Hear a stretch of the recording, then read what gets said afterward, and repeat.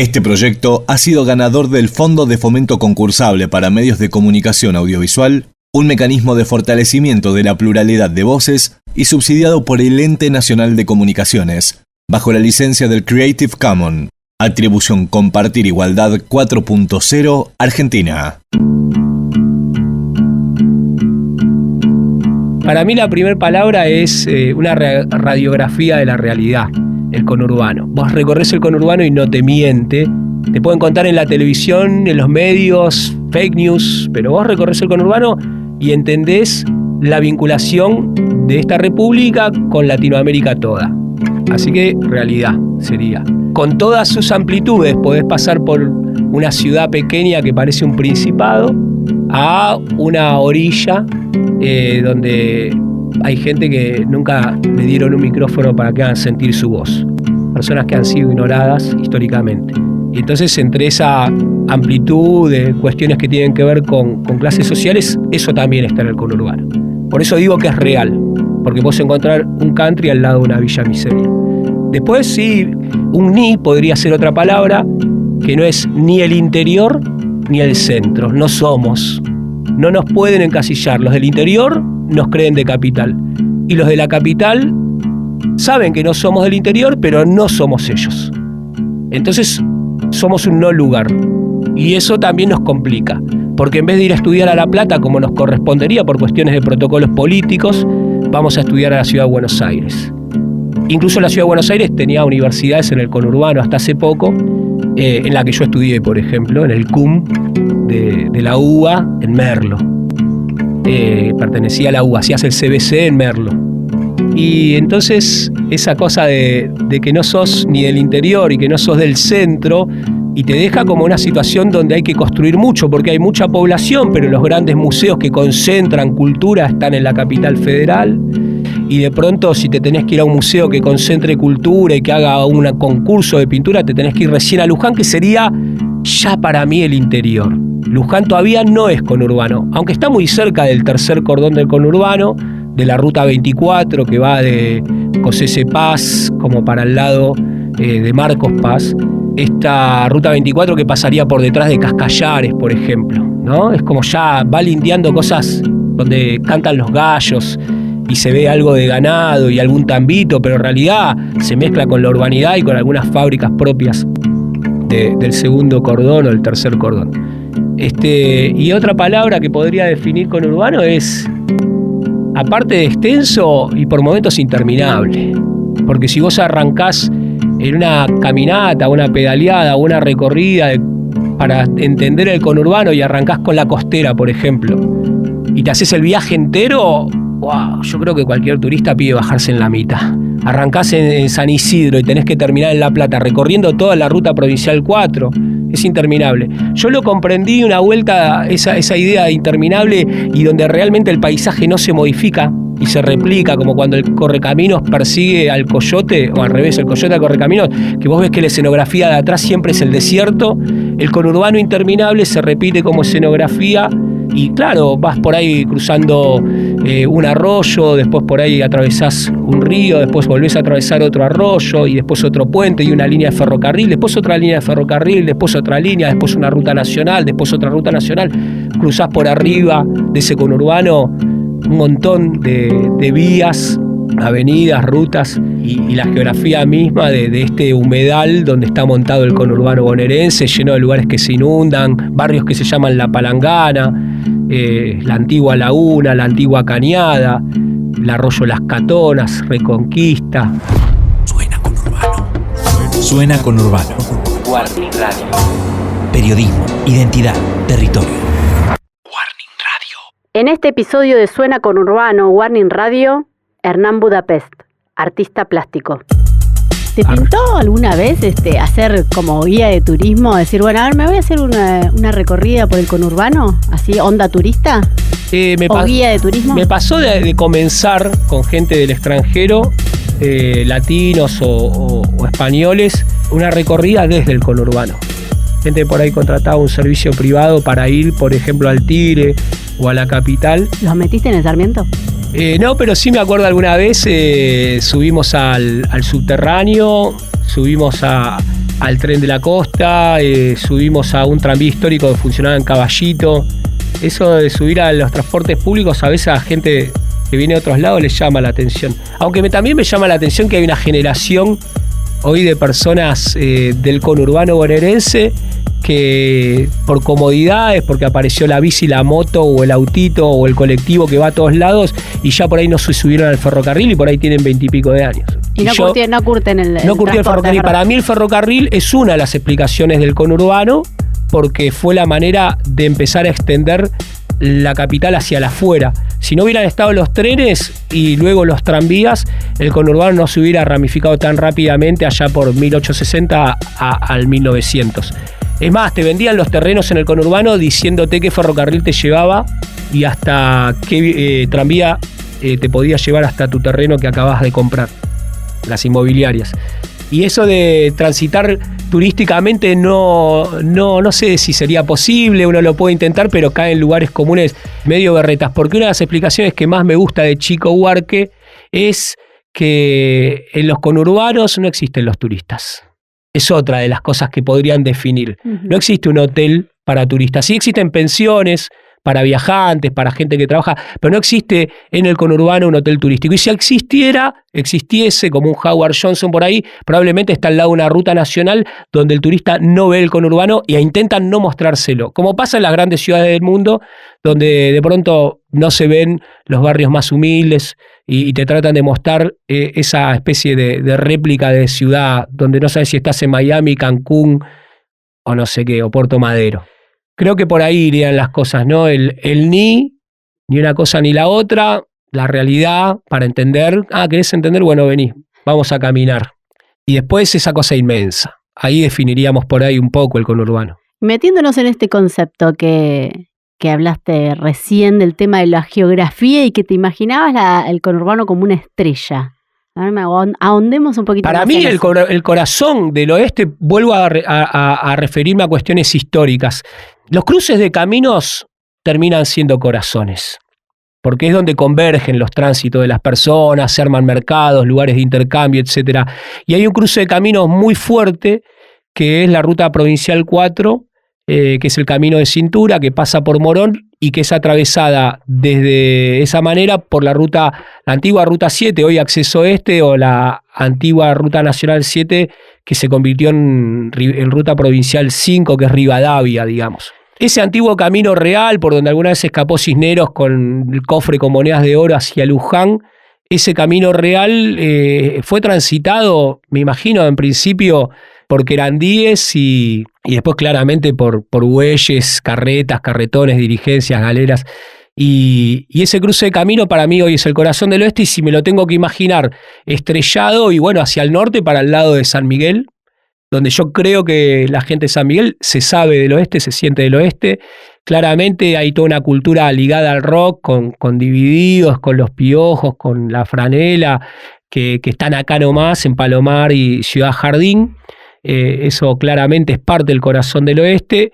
Y acá nomás Rafael Castillo y podríamos decir también parte de lo que entendemos como ese gran y gigante territorio que es La Matanza con San Justo. También es el corazón del oeste. Pero ¿hacia dónde se extendería, por ejemplo, hacia qué lejano oeste se podría ir esta territorialidad de conurbano? Y yo creo que, bueno, hasta Luján. O sea, pasando Rodríguez, casi tocando Luján, hasta ahí llegaría a este concepto del oeste. Alguien que vive en Carmen de Areco ya no se siente de esto, no entiende la cultura del oeste, ni se identifica tanto con esa palabra. Por ahí dice, no, yo vivo en el campo. ¿Dónde dan Carmen de Areco? Es la misma ruta, es la misma dirección, pero ya hubo unos vacíos que corresponden al campo. Sí, ya pasaron un par de kilómetros, ¿no? Carmen de Areco, que está más 130 de 100, kilómetros. 130, claro. Claro, ya pasaste San Andrés de Giles también, que es campo. Sí. Y que hay una cultura urbana que tiene el conurbano, donde el cemento es un poco el dueño de los espacios verdes. Uh-huh. Es como que hay que picar cemento para volver a encontrarse con el humus que está abajo del cemento. Y hay que desentubar los ríos y arroyos para entender por qué se inundan los barrios, ¿no? Entonces hemos tapado a los arroyos y pretendemos que no se inunden los barrios. cosas que están mal hechas desde el principio. A veces cuando vos ves caminás ahí por al lado de la 7ª Brigada Aérea o ex 7ª Brigada Aérea, entendés un poco el concepto de llanura, aunque no la veías porque los edificios eran de alguna manera que interrumpían tu horizonte llano de llanura. Yo pinté alguna vez el arroyo Morón como me lo imaginaba que debe haber sido, y estuve rastreando arroyos del conurbano y fui a verlo al arroyo Morón cuando vuelve a salir a cielo abierto. ¿Y cómo lo pintaste? ¿Cómo te lo imaginas? Me lo imaginé con esa idea de lomadas, que las ves a veces cuando pedaleás, cuando vas hacia la cañada de Juan Ruiz, hacia el Arenil, Matreros, donde está la Escuela 83, por ahí pasa el arroyo Morón, por el Club Morón, Club 77, ahí vas bajando siempre, o desde el centro de Morón, o desde Parque Ayerza o de distintos barrios de Castelar, bajás al arroyo Morón. La bici va sola, va bajando gravitacional. Qué bien se siente. Sí, esa cuando bajada. tenés que subir esas lomadas imperceptibles, transpirás, y ahí no son imperceptibles, son perceptibles. Tuviste que forzarte en subir esa lomada. Y después vuelve a bajar para el lado de Sofía Barat, ¿no? La rotonda, todo eso, ahí estaba la cañada de Martínez, y ahí volvés a tener una bajada. Algún amigo decía, ahí hay que desenterrar. Pero no, a mí me gusta pensar esas geografías y... Desalfaltar. Desalfaltar, claro, bueno, volver a... Y después, bueno, me puse a ver cómo estaba el arroyo Morón, cuán contaminado, y de pronto te encontrás con que hay aves que habitan en ambientes naturales paradisíacos que todavía quieren seguir ahí. Todavía hay alguna tortuga en el Reconquista que estira el cuello. De pronto tenés algún gavilán caracolero en el arroyo Morón y no lo podés creer, alguna garcita, algunos patos.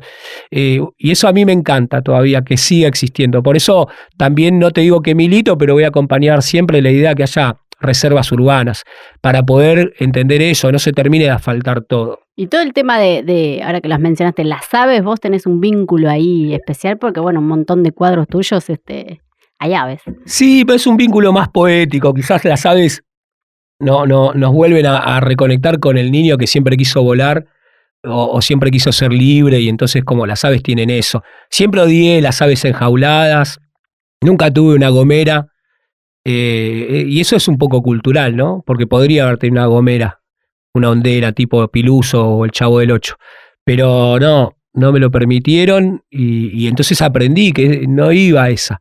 Y bueno, con el tiempo aprendí mucho más y aprendí que había aves que eran alucinantes. Y a la vez viví en casa donde las aves entraban a la casa, a comerle la comida a la gata, a comer las miguitas que estaban en el piso.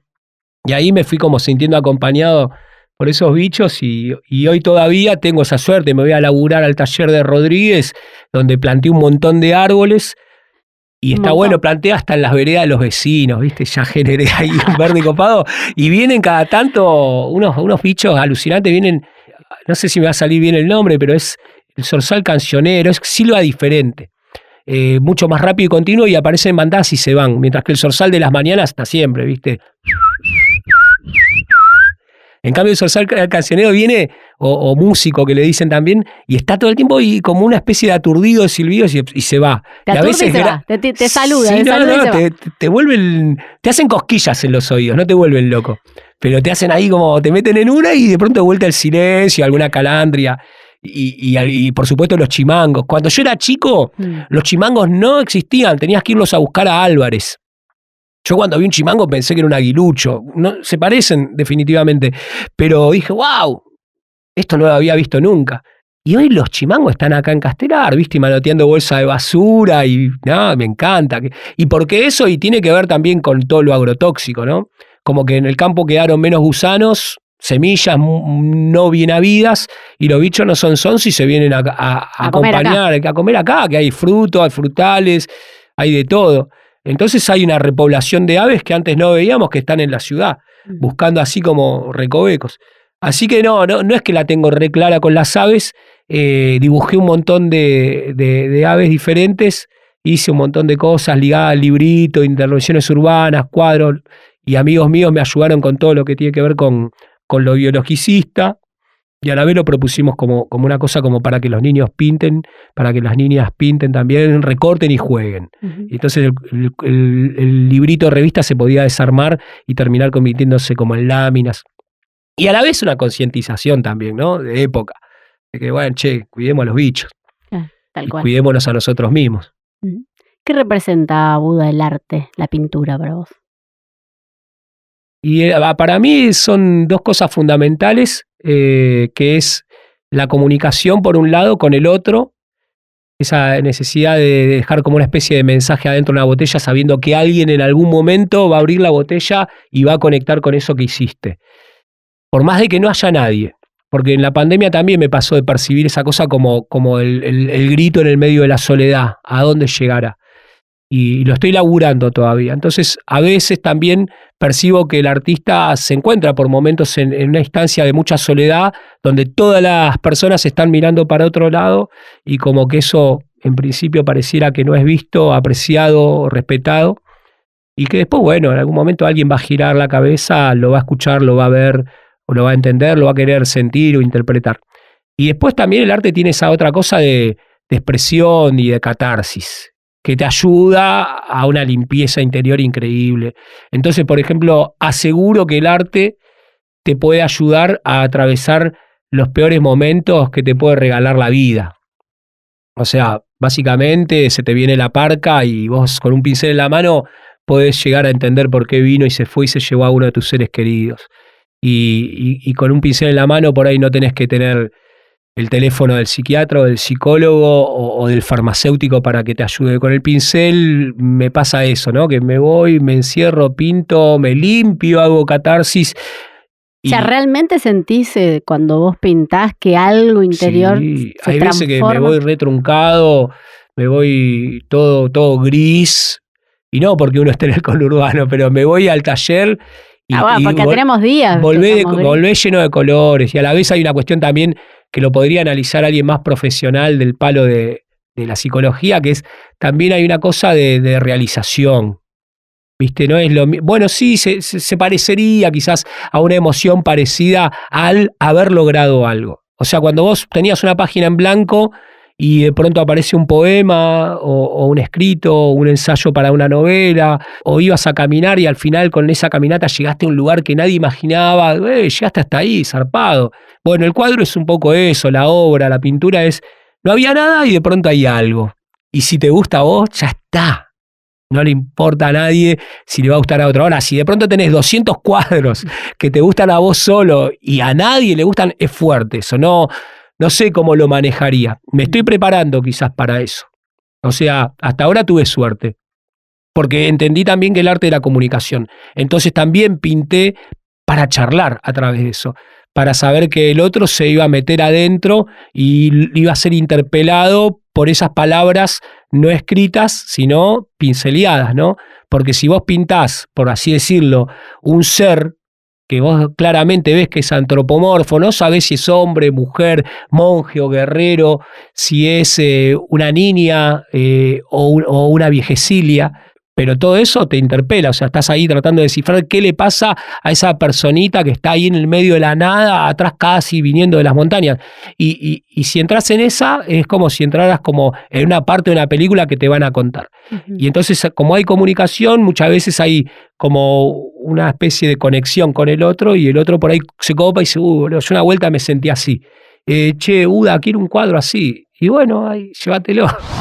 El Buda es un artista plástico del oeste del conurbano. Desde hace años gira por la zona con exposiciones de sus obras, enseña y protagoniza el movimiento cultural de la región. Suena Conurbano. Warning Radio. Habitamos historias. El conurbano es mucha bicicleta y mucha música. Suena Conurbano. ¿Buscaste que el arte sea colaborativo o se dio, digamos? No, un momento era necesario lo colaborativo porque nos atravesaba también lo colaborativo a todo nivel. Cuando vos tocas en bandas de rock, como me pasó a mí de pendejo, que también caminamos el oeste y lo entendimos de pendejo, ¿no? El circuito. que existía. Vos ibas a tocar con tus amigos, donde componías entre ellos, te acompañaban a comprar el instrumento, ibas a la prueba de sonido todos juntos, todos colaborando, cargando el bajo del otro, el equipo, las cajas de la voz que eran de la banda. Nosotros hicimos una fecha en Aedo, en un lugar que se llamaba Runas, que nos dio ganancia y lo replicamos por 2 veces más y compramos un equipo con una consola y de pronto teníamos un sonidito propio y éramos pendejos de entre 15 y 17 años. Y de pronto nos íbamos a tocar a La Colmena, Moreno, y sabíamos que no éramos locales, íbamos con respeto y era copado. Y de pronto Castrum, ahí en Merlo, que era como un castillo que es un pelotero, después Cartujas en Ramos, después había lugares en Flores. Por eso digo que íbamos a tocar a Flores y nos sentíamos que todavía estábamos en el oeste. Y una vez que entendés esa idea de lo colectivo, donde había adentro de las bandas hombres y mujeres, te das cuenta que la pintura era muy solitaria, muy individualista y que le podías jugar el juego de hacer algo más colaborativo. Y funcionó, y a veces, claro, es que la pintura tiene una particularidad.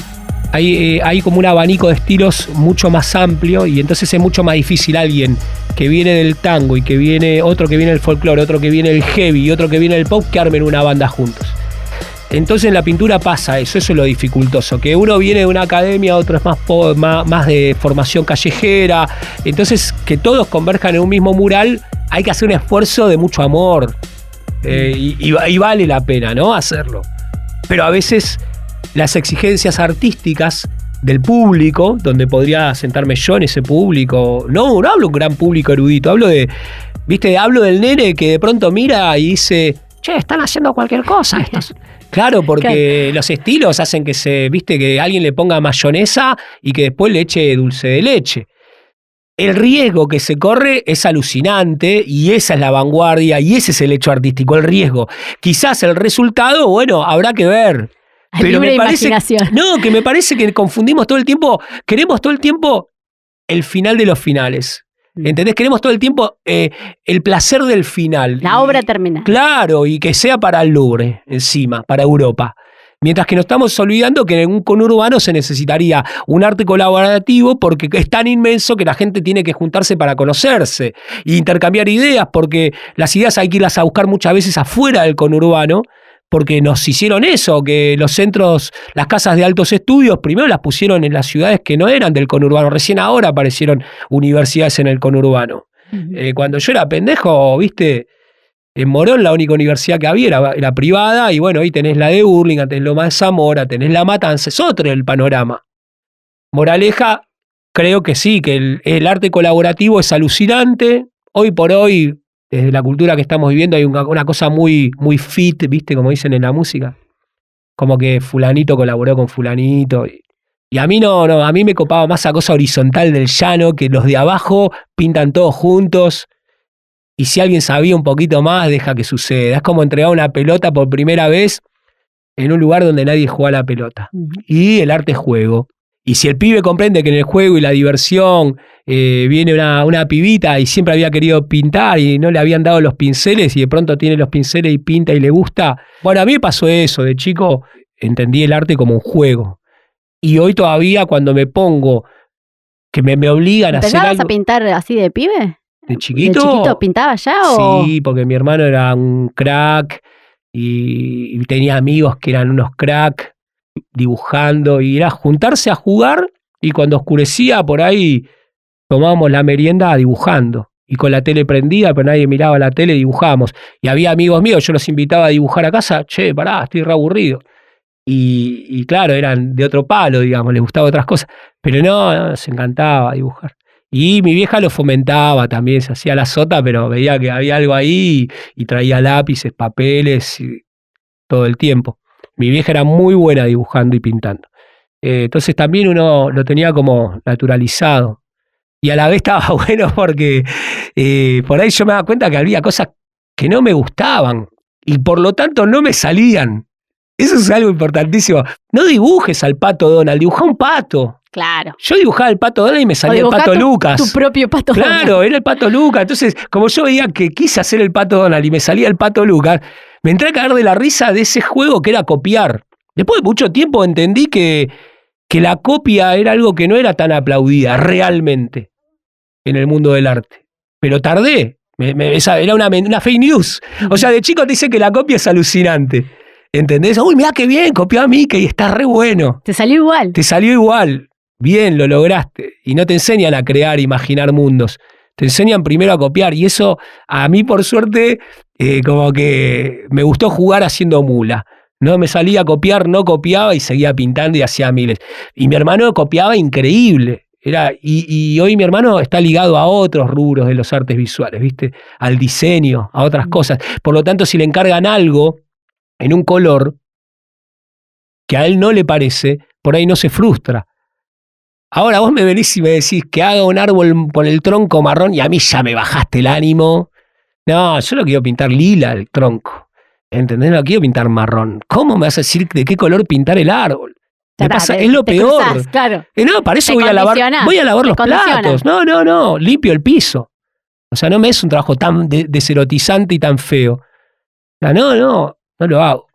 Es horrible. Pero bueno, son cuestiones de capricho de cada uno. Por ahí algún día tengo que agarrar y pintar el árbol marrón como me lo pidieron, porque por ahí me conviene desde otro punto. Pero si hasta acá no lo tuve que hacer, no creo que más adelante lo vaya a hacer. Empezaste a estudiar en el 89 y te cruzaste ahí con gente grosa. ¿Cómo era?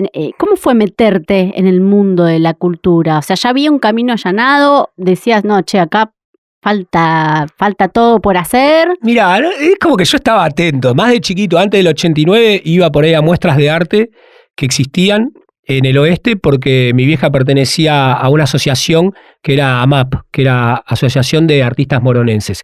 Pero entre ellos había gente que era de alto vuelo, ¿entendés? Como Helios Gagliardi, su compañera y esposa René Pietrantonio, que era profesora mía de pintura en el secundario. Después estaba Edelweiss Ortiguela, que era la esposa de un médico de acá de Castelar, pero era una señora que vos la caías y era Sipeninkowski, o sea, tenía un vuelo, caía Edelweiss a una muestra y toda la gente se abría y tiraba una poesía y salía brillantina. Una cosa. Yo la recuerdo así, era chico, estaba en 6º o 7º grado y veía esas cosas y había champán y por ahí yo era chiquito y me manoteaba una copita de champán en el medio de la muestra y me sentía que era parte de algo que podía quizás continuarse, no lo sabía. Pero como yo ya pintaba de chiquito, flasheaba que pertenecía a eso. Que ya estabas adentro. Sí, que claro. Ya no me estaban dando bola, pero que yo era de eso, ¿viste? Era como el aguatero, el plomo de una mano, eso estaba ahí. Así que creía que sí, y después de pronto tenías a tu profesor, a esa persona que exponía y por ahí ganaba un premio y después la tenías de profesora en la escuela y por ahí era la única materia en la que te iba bien.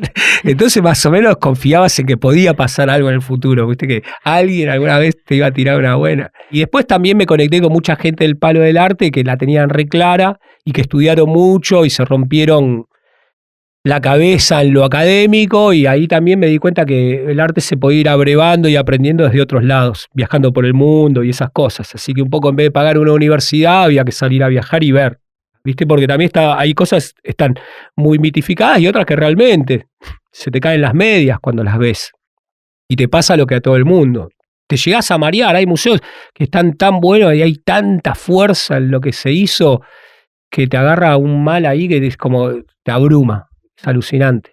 Casi que te tenés que tomar algo para entrar y estar un poquito más lúcido para tratar de ver tanto en tan poco tiempo. Imagínate que los grandes artistas que yo respetaba y admiraba iban a esos museos a hacer copias de esas grandes obras. O a verlas y curtirlas y meterse adentro de una veladura, de un detalle.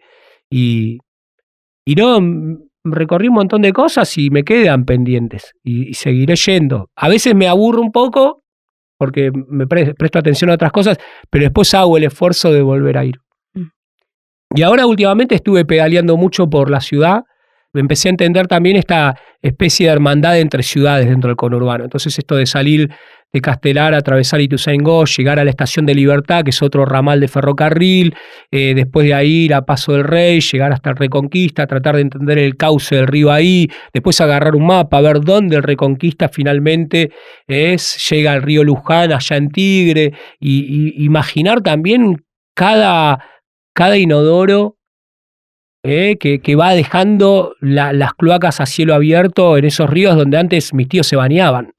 Mis tíos iban a Puente Roca y se tiraban de clavado. Hace poco, en una reserva que está por inaugurar o quiso inaugurar Ituzaingó y todavía como no se le dio, ahí pusieron alambrado, lo levantaron el alambrado, se lo llevaron. Sí, ahí en el río Reconquista. Claro, ahí hay unas piletas que eran de un recreo y también cuentan que la gente hacía nudismo en esa zona cuando era todo campo, Puente Márquez. Tengo un amigo que vivía cerca de Puente Márquez que en el fondo de la casa encontró proyectiles de cañón de la batalla de Puente Márquez entre Rosas y Lavalle. Y esa territorialidad de decir, puta, acá una batalla con cañonazo limpio. O el otro día que fuimos pedaleando hasta Palomar de Caseros, imaginarse la batalla de Caseros ahí, y ves que hay toda una lomada, y dices, mirá. Y entonces la violencia también la empezás a entender. La violencia de un país con confrontaciones, y de pronto vas al Consejo Deliberante de Morón y está la batalla de Caseros pintada, y de pronto vas ahí, atravesás las vías del San Martín, y día dividido se explota el San Martín, y ahí está el colegio militar y el Palomar les quedó adentro de la escuela del ejército. Así que nada, hay un montón de cosas para salir y pedalear. Ciudad Jardín me encanta para ir, pedalear un rato. Donde hay mucho verde alucino. El otro día me fui a Cascallares y me puse a estudiar cuándo se había construido el dique ese, ¿viste? No tenía ni idea. Y me di cuenta que en realidad Cascallares era un dique mucho más menor, que estaba más acá y medio escondido, y que toda la vida le había dicho Cascallares al dique Rollero, que es el inmenso que está allá conteniendo las aguas de los arroyos que vienen de Marcos Paz y de Rodríguez, y son arroyitos que después se convierten en el río Reconquista. Sí, hay un conurbano por descubrir. Sí, pero sin duda, hay un montón de cosas recopadas en el conurbano. El tema que siempre estamos mirando para otro lado, sí, porque nos enseñaron eso también. Una vuelta nos pusimos hasta como de acuerdo. Yo estaba con un grupo de amigotes y unas amigas también, habíamos armado un grupo de artistas donde estaba esto de la pintura colaborativa que se llamaba Atlantes, estoy hablando allá por el año 2008, y nos habíamos medio propuesto darle la espalda a la capital federal, como una actitud también, como diciendo, bueno, siempre tuvimos que rendirle pleitesía a la ciudad de Buenos Aires y a su centralismo, bueno, miremos hacia el interior.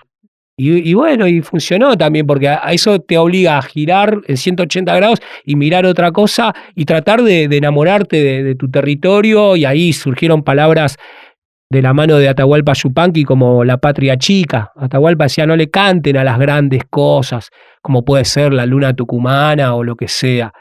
Pará, el poeta también tiene que ver lo pequeño, ¿no? Lo que está al lado, a la vuelta de la esquina. Dedíquenle una poesía a la biblioteca de la esquina del barrio que hace una función que es una epopeya.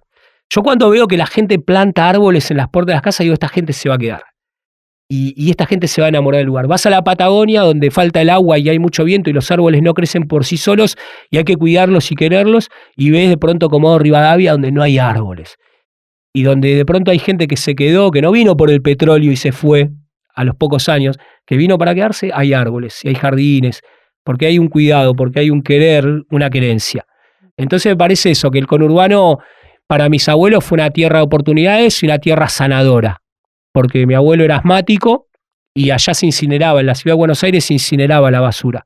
Entonces la respirabas quemada, no había SEAMSE todavía, el SEAMSE es del 77. Y a la vez había quemas en la zona del Bajo Flores, y toda esa contaminación, más la humedad de Buenos Aires, más los ríos, como Riachuelo, que era una cloaca a cielo abierto, y estaban todos los barcos hundidos, era muy insano. Entonces, mi abuelo se vino a vivir a esto que le llamaban el Chimborazo, Córdoba Chica, se viene a Castelar. Y mi otro abuelo, que era de Caballito, de la calle Doblas, cerquita del Parque Lezama, donde íbamos a comprar discos y estampillas y billetes y monedas cuando éramos pendejos, se vino a vivir acá a Ituzaingó. Y fue uno de los fundadores del Club Ituzaingó, de acá de Ituzaingó. Pusieron los árboles para darle sombra a los entrenamientos de los jugadores. Encontré el carnet el otro día, socio número 71. Qué lindo. Y tocaba el bandoneón en la orquesta, porque no había música, no había discos que poner amplificados, había que tener banda en vivo en Ituzaingó. Entonces tocaba el bandoneón. Te estoy hablando de que viene en el 27 y transcurre toda la vida por Ituzaingó hasta que en el 40 y pico se viene a vivir a Castelar. Ponele que en los años, ¿qué serán? Los 90, ¿no? O sea, hubo como no sé si un boom, pero sí una fuerte movida cultural con la Casa Yatá y después, bueno, Casa Fría, bueno, vos después más adelante con tu casa taller. ¿Cómo viviste esas movidas culturales? ¿Cómo fue por adentro? Y hubo algo político que fue que hubo un estallido de mucha cultura que venía de afuera gracias a un modelo económico que nos permitía de pronto conseguir de buenas a primeras. En la época de Alfonsín vos te comprabas una armónica marca Hering traída de Brasil, que sonaba muy mal. Y de pronto, en el año 93 te podías comprar una armónica alemana a precio accesible, con una calidad única, Hohner. Pero había una calidad de instrumentos que te permitía enseguida, yo que sé, Luca de los 80 se tuvo que ir a Inglaterra, ir a comprar los instrumentos allá y traerlos acá, al oeste. Cuando me toca a mí, mucho tiempo después, ya en los 90, con mis amigos de la escuela, armar la primer banda, que era una banda de rock and roll, medio así cuadradota y rústica, pero llena de amor y amistad que continúa hasta el día de hoy y que tuvo que ver con todo lo que vos mencionaste después, porque ahí fue fundamental. Ahí arrancó el viaje iniciático en el 93. Para nosotros. Todavía perdura. Yo todavía de esa no me bajé. Todavía hay como un hilo conductor que no se cortó nunca. Pero hubo una cuestión política también que fue finales de los 90 con el gobernador Duhalde, que empieza esto de andate a dormir vos, ¿te acordás? Sí. Bueno, el 94, 95, y empiezan a cerrar un montón de lugares, y a la vez el rock empieza como a pelearse consigo mismo, bandas que eran muy representativas del conurbano, empiezan como a subir a un mainstream y ya habían cambiado vestimentas, estructuras, dejaron de tocar en La Fuente y en Runas, y de pronto estaban tocando en un estadio, y vos veías de pronto a las pelotas en el Dorrego en el año 93, y a la Renga, y a los Piojos, y a los Caballeros, y de pronto, ya después eso, a los pocos años, en el 95, ya cambia, y entonces cambian las estructuras, y el barrio se vuelve a quedar un poco quieto, vacío y oscuro, y con policías. Y entonces eso hace como que se enoje, caras más serias, ya el modelo no estaba funcionando. Los caramelos te los había dado primero y después te los estaban sacando. No tenías dónde comprar cuerdas de pronto de ese instrumento que había sido fácil de acceder. Y después no había lugares para tocar, entonces arrancaba como el perro que se muerde la cola. O sea, sí tenés la banda, pero y nadie toca. Y después sí, también pasa que empieza a haber, me parece, empieza a haber como una resistencia de no claudicar, y entonces, bueno, no hay lugares, bueno, abramos nuestras propias casas. Y así fue como esa cosa que no me la puedo olvidar y la que estuve presente en la casa Ubik, donde vivía Bonsembiante, que yo lo veía siempre por la calle y no sabía bien quién era. Después me hice amigo, lo conocí, pero en el 98 era mucho más grande que yo y no lo conocía, y es esa historia que se cuenta tanto, que llegó Charly García a buscar a una chiquilina que estudiaba en el AUPI de Ituzaingó, y vino acá a Castelar, y así como se puso a tocar unas introducciones que no terminaban nunca. Detrás de la pileta estaba armado el escenario del presidente, que estaban tocando, y Charly toca, y yo creo que habría 150 personas, y había gente en el techo también, pero no es que era una explosión, pero era lo único que había. Y se corrió de voz en voz, no había WhatsApp, nada. Yo me enteré porque los hermanos de una novia que tenía en ese momento dice, che, va a haber una banda que toca lo de Bonsen. Y fui, y era el presidente, yo ni siquiera sabía que era el presidente, y a los chicos del Popinauta que también ensayaban ahí, no los conocía, y terminé tocando y soy amigo de los chicos del Popinauta. Pero había ahí como se sentía como un hambre de cultura, de la necesidad yo de siempre voy a sostener que aunque no se vea subcutáneamente en el conurbano, hay un montón de cosas planeándose, y que de pronto después se visibilizaban, porque de pronto podía pasar lo que pasa siempre, que cuando hay juventud florecen las primaveras, y entonces hay como un ciclo que va cambiando, y ese ciclo tiene que ver también con generaciones de pibes que se ponen las mochilas al hombro y salen a planear una revolución cultural hermosa, y ahí llegamos al año 2000, y ahí se hace presente la calle Yatay con una de las casitas de los chicos de Shambhala, en conexión con activismo, chicos, DJ Nelson, Solar, y gente que venía de Misiones y paraba ahí, ¿no? Una cosa muy linda, y de la que también, por esta cuestión de amistad, fui parte y aprendí un montón, y me animé un montón también a creer que con poco podía seguir haciendo cosas. A veces menos, a veces más, pero con poquito, ¿viste? Bueno, después de hecho abriste tu casa taller, que también sí, porque ahí después volvió a haber otra oleada donde parecía que era necesario una rueda de auxilio para que haya un poco más de cultura, y ahí puse en práctica esto de abrir gratuitamente para que haya un poco más de cultura en las esquinas. Y sí, funcionó, estuvo buenísimo. Aprendí un montón, capitalicé un montón de aprendizajes, no me expuse a nada extraño. Riesgos se corren siempre en todo sentido, hay que aprender a cuidar al otro, dijo Spinetta, y eso era que la casa tenía un límite. Ya veníamos de un 2004 con Cromañón y éramos conscientes que la casa no la podías estallar porque se podía lastimar a alguien. Entonces hubo veces que se desbordó la casa y que en ese momento mi viejo estaba vivo y había venido a chusmear y dijo, no, estás haciendo cualquiera, me dijo. Estás border, porque hubo movidas que estaba... me dijo, y tenés 8 autos estacionados en el techo, me dijo. Así nomás al calculador, me dijo. Claro, tenía 8.000 kilos de personas, seres vivos, y una terraza que podía colapsar. Y ahí está un poco la irresponsabilidad sin dolo. O sea, yo no había sido consciente de lo que estaba por pasar. Y bueno, a partir de ahí me reatajé y empecé a hacer como cosas más chiquitas. Pero me di cuenta que era inmanejable, que la gente se ofendía si no la dejabas entrar, te pasaban por arriba. Hay un momento donde el respeto, el fervor, la noche, el querer ver a tus amigos tocar, no, déjame pasar, pará, que la casa, ¿qué me importa? Mis amigos están arriba. Y bueno, no. Y esa después no se la puedes explicar a nadie. Eso por ahí. Esas son las partes heavy, digamos. Y la noche. Claro. En la noche uno se convierte, ¿viste? El Dr. Jekyll, el Mr. Hyde. Yo tenía un jeite recopado que lo recomiendo como antídoto a eso, que es cortar todo a las 12. Entonces puse en práctica esta cosa de la matiné. Claro, bien. La previa. Sí, la previa. Andá después. Después de controlarte en otro lado. Si te vas a delirar, delirate en otro lado, es una casa, punto. Y era la única manera donde me tenía que un poco poner a mí mismo límites y ayudar a que todos estemos un poquito mejor.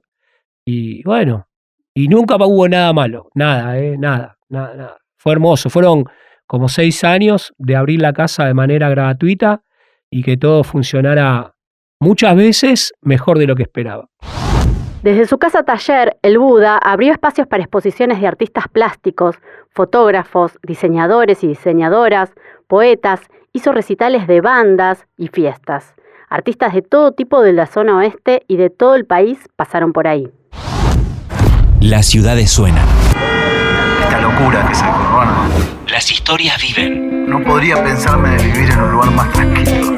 Suena Conurbano. Warning Radio. Buda, ¿cómo describirías la cultura del barrio o las culturas del conurbano? No sé si la puedo escribir, sí puedo decir que soy un romántico y por lo tanto voy a tener una idea recontra sesgada, porque me creo que la cultura que existe acá es distinta realmente a las culturas que existen en otros lados, pero después me termino enterando que lo que pasaba acá se parecía mucho a lo que pasaba en otros lugares. Lo que sí me di cuenta que la cultura que pasa en este tipo de ciudades del conurbano se parecen más a las movidas de lo que puede estar pasando en este momento en Rosario. Y se parece más a movidas que pueden estar pasando en este momento en Montevideo. ¿Por qué? Porque son como ciudades chicas, y son ciudades también, podríamos decir, que fueron negadas por otra ciudad gorda, que fue Buenos Aires. Buenos Aires se quedó con todo, con el plato, la torta y la cuchara. Y le dejó unos bizcochitos a Rosario y le dejó otros a Montevideo.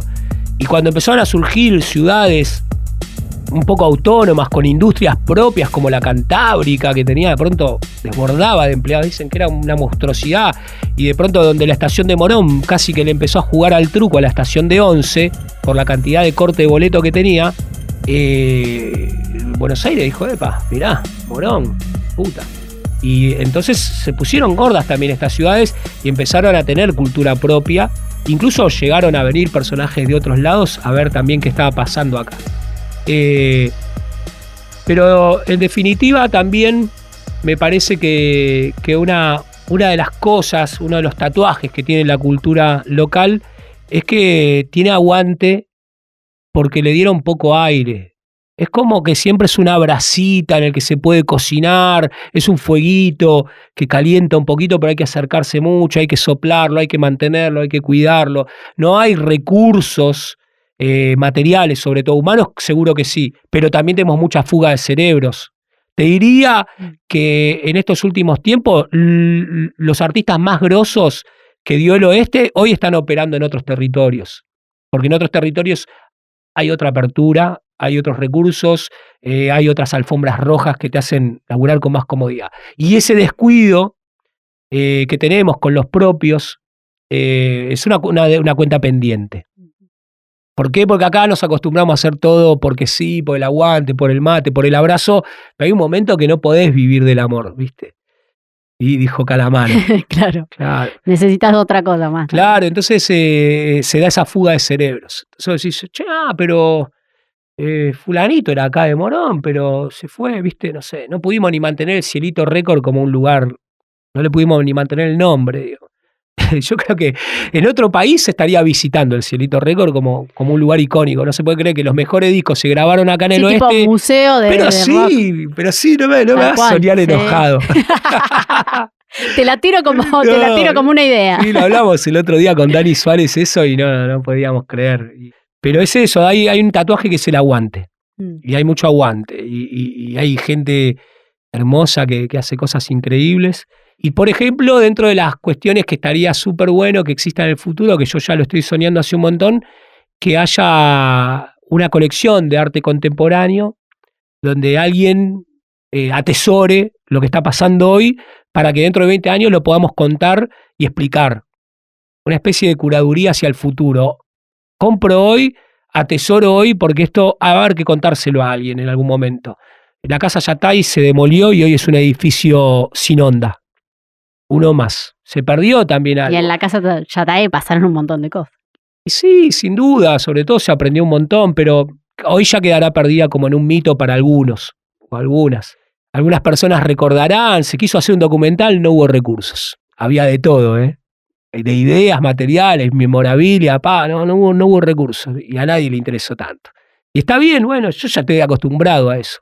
Me imagino dentro de 20 años un museo de arte con una muestra de lo que sucedió los primeros años del 2000, por ejemplo. Acá en el oeste. Yo tengo algunos cuadros, tuve esa suerte. Algún día los donaré a esa colección. Cambié cuadros, en toda esa época hermosa, cambié cuadros con colegas que hoy siguen en ruta, lo cual hace que esos cuadros todavía tengan más valor. Las tengo un poco como colección propia, pero no voy a lucrar con eso. Me parece que hay que juntarlas con un montón de otras cosas y donarlas y que cada tanto se muestre y que sea itinerante y que se vea cómo se pintaba en esa época, cómo se esculpía, cómo se grababa, cómo se dibujaba y qué se decía, cuál era el relato de esos tiempos. Y ver si la estética tiene que ver con esa presión que se respiró durante también de tiempos. Imagínate, 2000, 2001, 2002, había un caldero de olla a presión. ¿Y cuál es el relato de la cultura hoy acá en el oeste? No lo sé. No me imagino un solo relato. Si hubiera un solo relato no me lo creo. Si hubiera varios relatos seguiría buscando 25 más. Y vuelvo a repetir, el oeste que yo viví es un oeste también muy sesgado y a la vez lo hemos intelectualizado demasiado.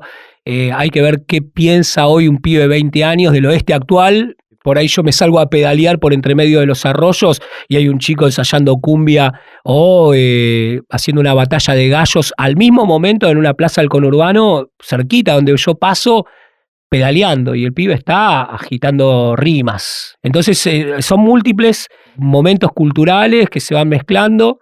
A mí me pasa a veces cuando se definen los 90 como si fuera una sola cosa, como si la Ferrari de Menem lo definiera todo. No, son notas de color que nos resonaron a todos, pero en los 90 también estaban pasando otro montón de cosas en ese momento. ¿Cuál fue el punto de conexión entre estos dos mundos que dijiste? Acá hay algo, acá es interesante meterse en este mundo de los bares de la noche. Bueno, hay cuadros que pueden ver acá en La Cucha, en un bar de acá de Castelar. Sí, a veces mirá, si yo dijera que fue casualidad y que es inconsciencia, sería mentiroso.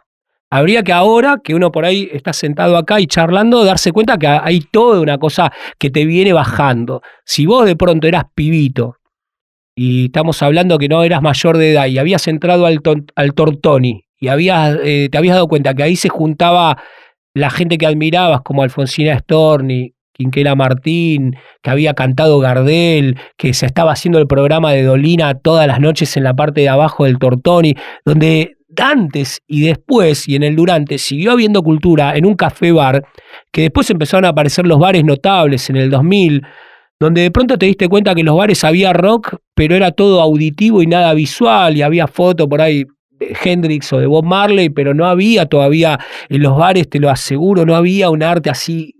Y a mí me invitaron mis amigos del Popinauta. Guido tiene un bar, y que le agradezco infinitamente a los chicos de la Cucha, porque es donde me empiezan a dejar a exponer, y después me animo a exponer en otros bares, porque también la gente se compartía en los bares. Estaba esa cosa medio española de salir de bares. Claro, ¿viste? de ir de Entonces, recorrido de bares. Entonces arrancabas en un bar en Padua y terminabas en Castelar, y por ahí después te ibas a Morón, a una pizzería, a desayunar. Y todavía mis cuadros están ahí y sosteniéndose, porque están desde el 2007 hasta acá, es un montón de tiempo. Y los fui cambiando y los fui vendiendo, y a veces saco cuenta cuántos cuadros hay por todos lados míos, y algunos están buenos y otros por ahí no tanto. Yo debo haber pintado 15 cuadros por año, más o menos buenos, o que a mí me gustaban y me siguen gustando, porque también me encuentro con obras viejas y quiero que me sigan gustando. Y 15 cuadros por año del 2000 es una bocha. Es una bocha. Y no los tengo yo, o sea, se fueron. Entonces eso me alegra, ese es el gran triunfo, que se hayan ido. Y el bar me ayudó un montón. Y después me di cuenta que había bares que empezaron a invitar artistas ya a muralear los bares, a colgar cuadros, a intervenir, los artistas que se dijeron, che, vamos a ponerle más onda acá, si es donde venimos a caber. Y ahora por ahí ya el bar no abrió y ya contratan a un artista para que lo luquee, y eso es un relogro. No tiene que ver con lo que hice yo, es una época en donde empezó a pasar eso. Que antes había bares que querían tener bandas tocando, y de pronto hubo un momento donde los bares querían que haya exposiciones de fotografía, un café literario. Sí, como pero más había cultura. Las Claro, paredes con pero la había cultura. pasado. Yo el otro día estaba leyendo un libro de Raúl Soldi, que en la década del 30, en lo que la Perla de Once, donde se compuso la balsa, Claro, sí. en la década del 60-70, en ese mismo lugar, en ese mismo edificio, se juntaban 50 años antes Borges y un montón de artistas, ¿entendés? Era como una peña cultural literaria. En Once, ¿no? En la Avenida de Mayo o en Sí, a una cuadra de la estación. Ahí. Claro. Y de pronto después tenías una canción como Avenida Rivadavia de Manal, que hablaba de una calle que vos caminaste siempre, y de pronto ibas a lo de Schulze hace unos años atrás y te lo encontrabas a Alejandro Medina tocando el bajo, temas de Manal, de Aeroblues, y en la Casa del Músico ahí en Santa Rosa y Muniz, y wow, se conectaba todo. Se conectaba Borges, La Perla, Calle Rivadavia, La Balsa, Manal, pum. Si tú tuvieras que describir como un personaje, ¿cómo te describirías? Y hay siempre una construcción de un personaje también, que se parece más a lo que uno quisiera ser que a lo que uno es, y entonces es como si uno moldeara su propia impronta. Y yo cuando me pongo en plan de personaje, me pongo esa ropa con la que me siento recontra cómodo, es todo manchado de colores. Y mucha gente decía, este es un tarado, a veces tiene que andar vestido todo manchado, pero en mi casa está todo manchado. Y me peleo conmigo mismo, me pongo a pintar con una ropa nueva y la mancho. Sí, ¿por qué no me puse la Sí, obvio, pero Claro. me vino la inspiración vestido como estaba. Y me agarré, me puse a pintar y me manché el buzo. Y digo, loco, ¿te manchaste? Sí, ya sé. El buzo nuevo. El buzo nuevo, el único que tenía manchado, Claro, manchado. todo manchado. Entonces después empiezo a manchar más para que no parezca casual, sino que parezca que... Y entonces todo empieza a tener mucha mancha. Entonces tengo toda ropa manchada. Eso es parte del uniforme del personaje. Y después, bueno, yo soy un tipo muy, muy afable en el sentido que voy a dar todo siempre por los amigos, y creo que la amistad es una religión, y así como hay gente que cree un montón de cosas, yo creo en la amistad. Y eso también me da una impronta, y soy bastante soñador, entonces eso también me pone como un lugar a veces un poco ingenuo y a veces un poco delirante. Tengo esa cosa de seguir pensando, viste, las epopeyas y esto podría funcionar si le hacemos esto. Yo qué sé, por decirte Como un grandes sueños. Sí, proyectos. delirante, no, delirante. Después de todos estos años, de ahí de estar metido en la cultura urbana acá del oeste, ¿qué te llena de orgullo transitar el conurbano? Y a mí me llena de orgullo, no me voy a apropiar de esa paternidad ni ahí, pero sé que fui un poco parte de eso. Yo venía de entender que los cuadros eran cosas que valían un montón, por lo tanto había que exponerlas solamente en salas, centros culturales o museos. Y por eso faltaba arte en un montón de lados, porque vuelvo al principio de la conversa, no había salas, no había centros culturales, no los hay, no hay museos de arte plástico a la redonda, por ahí hay uno, está más o menos bueno en Caseros y otro más o menos bueno en Moreno. Esa fue la necesidad de llevar los cuadros a un bar donde corrías el riesgo de que te lo manchen con vino, se caiga al piso, se rompe, y todo eso pasó. Y mucha gente que expuso no se lo bancó porque medio que era una ofensa que te manchen con vino una obra o que se caiga el bastidor y se encuadre todo y casi que no sirva más tu obra en la que habías laburado. Pero si tenías un poco de aguante y los cuadros eran un poco lumpen, y se la podían bancar y había una estética punk en construir, viste, en un cartón pintado el cuadro, entonces era como más batallero, más todoterreno. Eso lo entiendo, lo logro y es lo que me mantiene orgulloso. Que gracias a todo eso, de empezar a pintar con cosas recicladas, lo bajé del púlpito de lo sacro. No, es un cuadro, vamos a ponerlo ahí, tapar la mancha de humedad. Basta, no le pongas la luz dicroica. No es tanto. Es un cuadro, ponelo ahí, dale, que está bueno. Como acercarlo, digamos, también. Acercarlo. Y entonces eso, para mí hubo ahí una ruptura. Y hubo gente que se empezó a animar. Y empezó a verse un poco más. La última. Dale. ¿Cómo suena el conurbano? Qué lindo. Mirá, suena como el motor de un Renault 12. Que no te va a dejar, que no te diría un poeta de Córdoba, no te va a dejar nunca pata. No te va a dejar nunca pata y lo arreglás con un alambre. Y no suena como un Torino, porque me gustaría decir que suena como un Torino y ruge. Pero la verdad que el conurbano suena como un Renault 12. Podés vivir con ese rugido porque es como algo que está bien. No gasta demasiado, tampoco gasta tan poco, no contamina tanto como un camión.